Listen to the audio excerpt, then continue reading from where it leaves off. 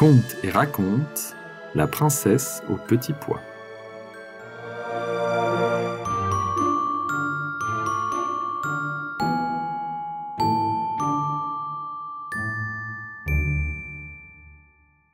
Il était une fois un prince qui désirait épouser une princesse, une vraie princesse.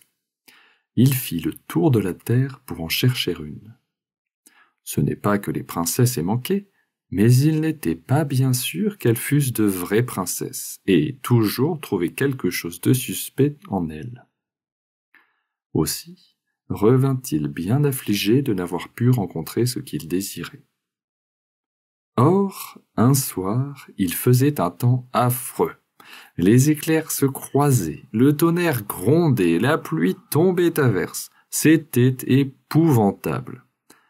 Mais on entendit frapper à la porte du palais, et le vieux roi fit ouvrir aussitôt. C'était une princesse, grand Dieu, dans quel état la pluie et la rafale l'avaient-elle mise? L'eau ruisselait de sa chevelure et de ses habits, la trempant jusqu'aux pieds. Néanmoins, elle se donna pour une véritable princesse. « C'est ce que l'on saura bientôt, » se dit la vieille reine. Et sans se faire voir, elle alla à la chambre à coucher, retira les draps et mit un poids au fond du lit. Puis elle prit 20 matelas qu'elle entassa sur le poids, et encore 20 édredons par-dessus les matelas. C'était la couche destinée à la princesse. Le lendemain matin, lorsqu'on lui demanda si elle avait bien dormi, voici ce qu'elle répondit. « Fort mal, figurez-vous. C'est à peine si j'ai fermé les yeux de la nuit. Dieu sait ce qu'il y avait dans mon lit, quelque chose de dur qui m'a rendu la peau toute violette. Quel supplice !» Par cette réponse, on reconnut immédiatement que c'était une vraie princesse, car elle avait senti un poids à travers 20 matelas et 20 édredons. Quelle femme, à moins d'être une princesse, pourrait avoir la peau aussi délicate?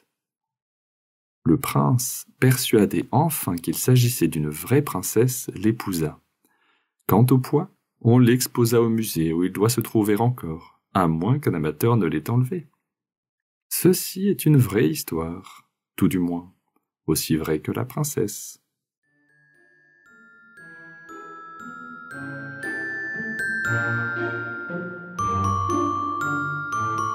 Retrouvez Conte et raconte sur YouTube et en podcast. Conte et raconte, préparez votre enfant à la lecture. Des histoires sans illustration pour faire travailler son imagination et un vocabulaire soigné pour apprendre des mots chaque jour.